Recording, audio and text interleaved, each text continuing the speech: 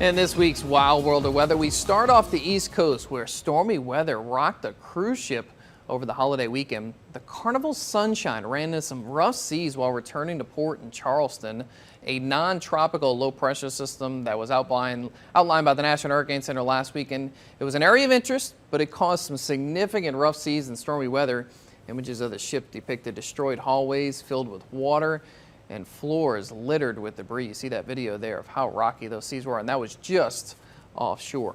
Now in the desert Southwest, the record snowpack from this past winter is causing problems this summer. The governor of Nevada declared a state of emergency due to the snow melt flooding across the northern portion of the state.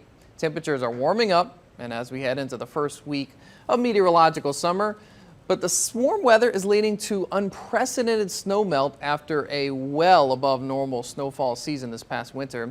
The snow melt is causing mudslides and threatening the region's infrastructure, rivers, and reservoirs.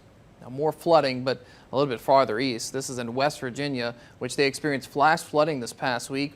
Water rose for hours before cresting in Green Valley, leaving residents trapped in their homes just after sunrise. This video depicts cars and trucks inundated with floodwaters. Bridges in the area were also submerged in what used to be some very small creeks, but then became raging rivers. Now, a different problem for Panama as they experience an intense drought. Panama's government has declared a state of emergency as the extended drought has led to decreased water levels, a period of high temperatures, and a lack of rain due to the incoming El Nino could exacerbate the lack of water for human consumption and agricultural production. Two lakes provide the majority of the country's water supply and were mentioned in that statement from the government. According to the country's Institute of Meteorology and Hydrology, the region has seen an equivalent to 6 months of rainfall deficit between 2022 and 2023. And finally, the wildfires in Canada have been well documented over the past several weeks. Scenes like this continue to show up across multiple Canadian provinces. It started with the multiple wildfires in Alberta, and now even the eastern provinces are seeing some of the same problems. This video is from Nova Scotia, where the fires are filling the air with hazardous smoke. You see that there. Some of the smoke has plagued the northeastern United States, creating air quality alerts in some of our bigger cities.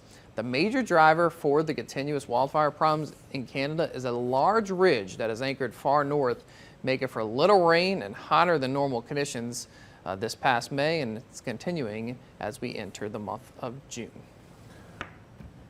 It was a wild week.